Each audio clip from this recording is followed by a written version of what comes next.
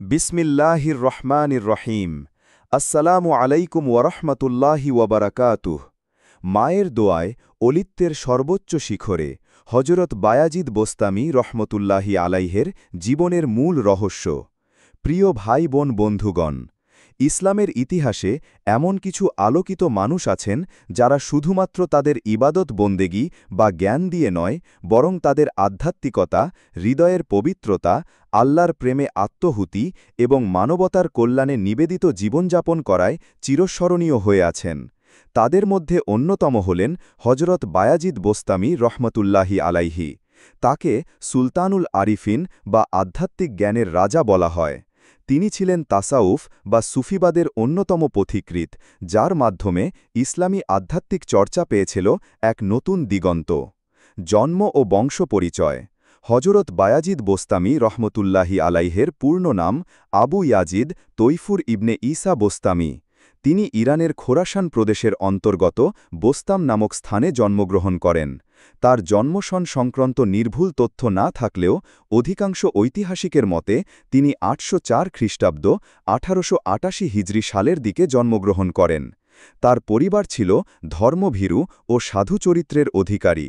তার মা ছিলেন একজন অতি ধার্মিক ও প্রজ্ঞাবান নারী, যার দুয়ার ফজিলতেই বায়াজিদের জীবনে আধ্যাত্মিক আলো বিকশিত হয়। শৈশব ও শিক্ষা জীবন। ছোটবেলা থেকেই বায়াজিদ বোস্তামি রহমতুল্লাহি আলাইহি ছিলেন অত্যন্ত চিন্তাশীল ও অন্তর্মুখী। তিনি অতি অল্প বয়সেই কুরআনুল কারিম হিফজ করেন এবং পরবর্তীতে হাদিস, ফিকাহ, তাফসির ও আরবি ভাষায় সুদক্ষতা অর্জন করেন। তবে তার সবচেয়ে বড় শিক্ষা ছিল আত্মিক উন্নয়ন ও পরিপূর্ণ ইখলাসের মাধ্যমে আল্লাহর সন্তুষ্টি অর্জন। তিনি শিখেছিলেন কেবল বাহ্যিক জ্ঞান অর্জনই যথেষ্ট নয়, বরং নিজের নফসকে পরিশুদ্ধ করে আল্লাহর সান্নিধ্য অর্জনই হচ্ছে প্রকৃত জ্ঞান। আধ্যাত্মিক জগতের দিকে অগ্রযাত্রা। বায়াজিদ রহমতুল্লাহি আলাইহি এর আধ্যাত্মিক যাত্রা শুরু হয় তার হৃদয়ে আল্লাহর প্রেম জাগ্রত হওয়ার মধ্য দিয়ে। তিনি বুঝতে পারেন সত্যিকার তাসাউফ হল আত্মাকে আল্লাহর দিকে ফেরানো এবং দুনিয়ার সব কিছু ত্যাগ করে আল্লাহর ধ্যান ভক্তিতে নিজেকে বিলীন করে দেওয়া। তিনি বহুদিন নির্জন সাধনায় লিপ্ত থেকেছেন, নিজের নফসের বিরুদ্ধে কঠিন মোজাহাদা করেছেন, কখনো দিনের পর দিন কিছু না খেয়ে রিজিকের ওপর তাওয়াক্কুল করে থেকেছেন। এজন্যই তিনি ছিলেন তাওহীদের বাস্তব প্রতীক। তার কিছু বিখ্যাত আধ্যাত্মিক কথা: ১. তুমি যদি আল্লাহকে চাও তাহলে নিজের নফসকে হত্যা করো। ২. আল্লাহর নিকট পৌঁছানো সম্ভব যদি তুমি তোমার কামনা বাসনাগুলো পেছনে ফেলে দাও। ৩. আল্লাহর সাথে সম্পর্ক স্থাপন করতে হলে দুনিয়াকে তালাক দিতে হবে। ৪. আমার আত্মা আল্লাহর সান্নিধ্যে এমন এক পর্যায়ে পৌঁছেছিল যেখানে আমি বলে কিছু আর ছিল না, শুধু তিনি ছিলেন। তার এসব উক্তি শুনে অনেক সময় সাধারণ মানুষ বিভ্রান্ত হতো, কারণ এসব কথা তাফসির ব্যতীত বোঝা কঠিন ছিল। অনেকেই তার উক্তিকে সাথ আধ্যাত্মিক উত্তেজনায় উচ্চারিত রহস্যময় শব্দ হিসেবে গ্রহণ করেছেন। তাসাউফে তার অবদান। তার মূল শিক্ষা ছিল আল্লাহর প্রতি খাঁটি ভালোবাসা এবং আত্মিক পরিশুদ্ধতা। তিনি মানুষকে বাহ্যিক আমলের চেয়ে অন্তরের আমলের প্রতি গুরুত্ব দিতে শিখিয়েছেন। তার জীবন ও উপদেশের মূল বিষয়গুলো ছিল আত্মাকে পরিশুদ্ধ করা, তাজকিয়াতে নফস, সম্পূর্ণরূপে আল্লাহর ওপর নির্ভরতা, তাওয়াক্কুল, আল্লাহর সাথে গভীর প্রেমময় সম্পর্ক, মাহাব্বা, দুনিয়ার মোহ থেকে মুক্তি, নিজের নফসের বিরুদ্ধে কঠোর সংগ্রাম। তার আশ্চর্য আত্মসমর্পণ ও আল্লাহ প্রেম। হজরত বায়াজিদ রহমতুল্লাহি আলাইহি একবার স্বপ্নে দেখলেন আল্লাহ তাআলা তাকে বলছেন, হে বায়াজিদ, আমি আমার ক্ষমতার কিছু অংশ তোমার উপর প্রকাশ করব, তখন তুমি কি নিজেকে দেখতে পারবে? তার জবাব ছিল, হে আমার রব, আপনি ছাড়া তো কেউ নেই, আমি নিজেই কোথায়? এই কথাগুলো প্রকাশ করে দেয় তিনি আত্মবিলীন এক প্রেমিক ছিলেন, যে নিজের অস্তিত্ব ভুলে গিয়ে আল্লাহর অস্তিত্বে নিজেকে বিলীন করে ফেলেছিলেন। এই উচ্চ আধ্যাত্মিক অবস্থা ইসলামের তাসাউফ চর্চায় ফানা ফিল্লাহ নামে পরিচিত। উল্লেখযোগ্য ঘটনা: ১. আত্মত্যাগের নিদর্শন। একবার কেউ তাকে জিজ্ঞেস করল, আপনি এত মর্যাদা কিভাবে অর্জন করলেন? তিনি বললেন, ৩টি কাজের কারণে। ১. যখন আমি কিছু শিখেছি সেটি সাথে সাথে আমল করেছি। ২. কোনো জ্ঞান অর্জনের পর তার চর্চায় কার্পণ্য করিনি। ৩. নিজেকে সবসময় পাপী হিসেবে মনে করেছি। ২. মায়ের প্রতি ভালোবাসা। বায়াজিদ রহমতুল্লাহি আলাইহির জীবনে তার মায়ের ভূমিকা ছিল অত্যন্ত গুরুত্বপূর্ণ। একবার তার মা তাকে রাতে দুধ খাওয়াতে বললেন। তখন তিনি দুধ আনতে গেলেন, কিন্তু দোকান বন্ধ ছিল। তিনি সারা রাত হাতে পাত্র নিয়ে দাঁড়িয়ে থাকলেন যাতে তার মা ঘুম ভেঙে দুধ পান করতে পারেন। মা যখন ভোরে ঘুম ভাঙলেন তখন দেখলেন বায়াজিদ কান্না করছেন। এমন দৃশ্য দেখে মা দোয়া করলেন, হে আল্লাহ, আমার এই ছেলেকে আপনার অলি বানিয়ে দিন। এই দোয়াই হয়তো তাকে বানিয়েছে আউলিয়াদের সুলতান। তার জ্ঞান ও দর্শন। বায়াজিদ বোস্তামি রহমতুল্লাহি আলাইহি ছিলেন এক অনন্য আধ্যাত্মিক দার্শনিক। তিনি বিশ্বাস করতেন আল্লাহর প্রেম এমন এক নেশা যা হৃদয়কে সকল ভিন্নতা থেকে মুক্ত করে দেয় এবং মানুষকে একান্তভাবে আল্লাহর দিকে প্রবাহিত করে। তিনি আত্মার উন্নতি, ধ্যান, তপস্যা এবং আল্লাহর সঙ্গে সম্পর্ক উন্নয়নের মাধ্যমে ইসলামী আধ্যাত্মিকতাকে এক নতুন রূপ দেন। তার চিন্তাধারা পরবর্তী সুফিদের উপর গভীর প্রভাব ফেলেছিল, বিশেষ করে হজরত জুনাইদ বাগদাদি রহমতুল্লাহি আলাইহি, হাল্লাজ ও মৌলানা জালালউদ্দিন রুমি রহমতুল্লাহিয়ের দর্শনে তার ছায়া স্পষ্টভাবে পরিলক্ষিত হয়।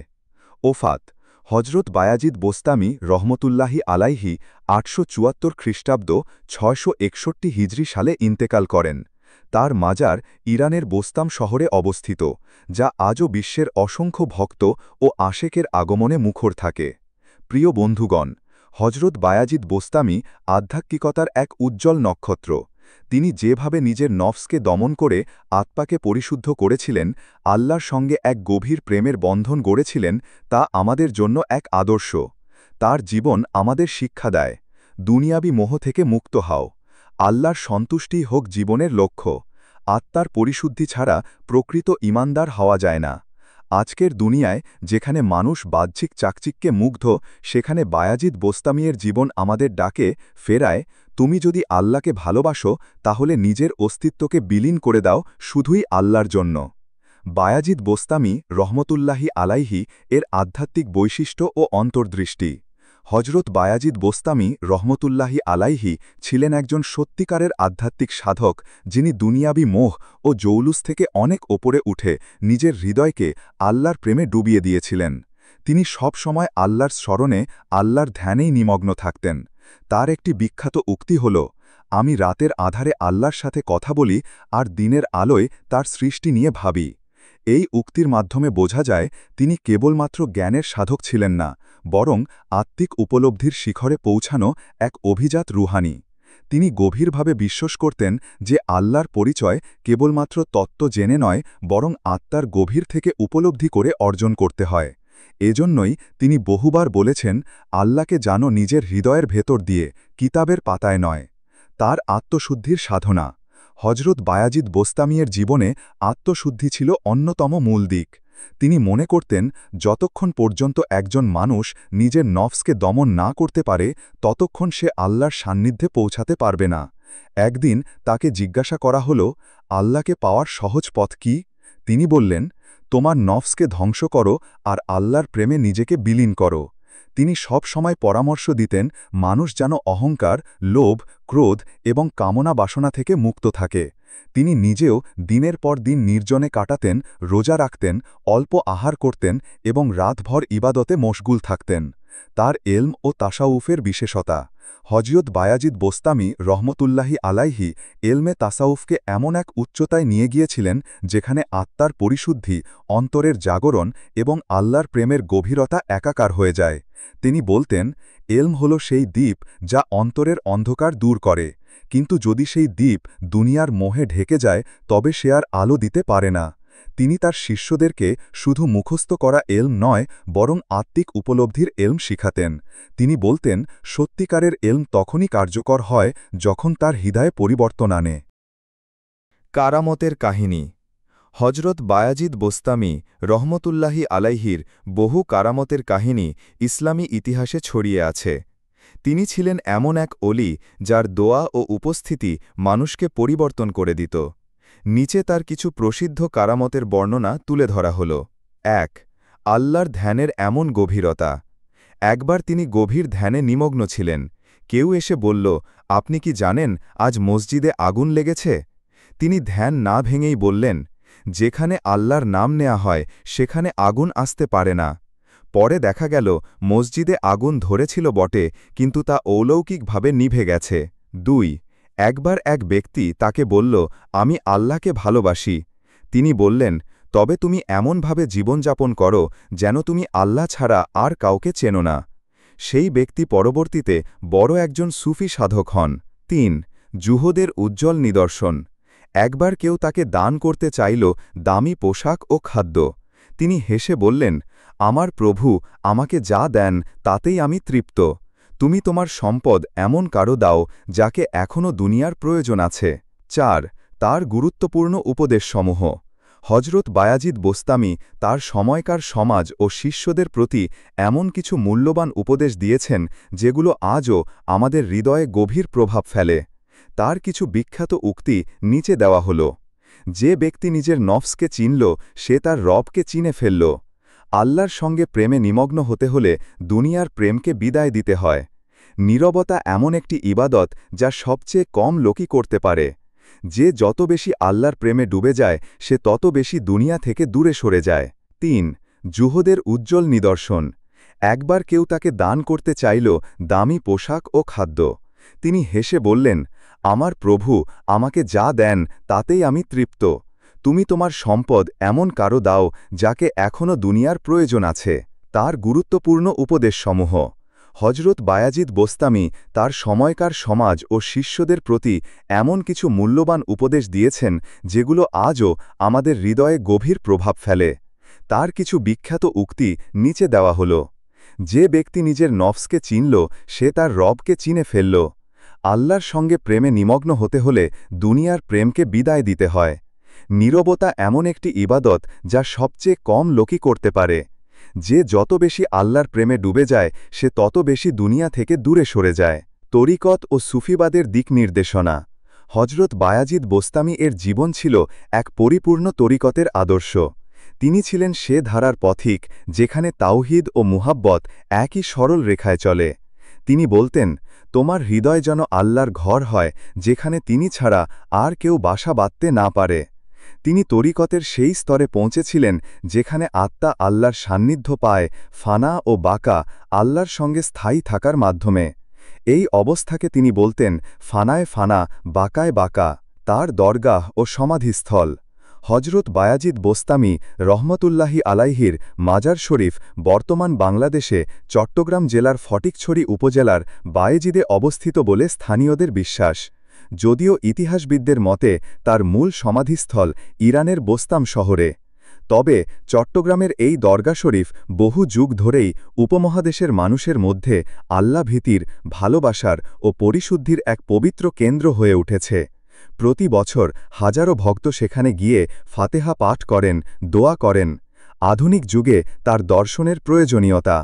বর্তমান যুগে যখন মানুষের হৃদয় দুনিয়ার মোহে পূর্ণ হয়ে আছে তখন হজরত বায়াজিদ বোস্তামি এর জীবন ও দর্শন আমাদেরকে মনে করিয়ে দেয়, আত্মাকে শুদ্ধ না করলে বাইরের উন্নতি অর্থহীন। এলম তখনই সফল যখন তা চরিত্রে প্রতিফলিত হয়। আল্লাহর ভালোবাসা পাওয়ার একমাত্র পথ হল আত্মসমর্পণ ও আত্মশুদ্ধি। তিনি আমাদের শিখিয়েছেন, আল্লাহকে খোঁজো এমন নয় যে তার অস্তিত্ব জানো, বরং তার সঙ্গে নিজের সম্পর্ক অনুভব করো।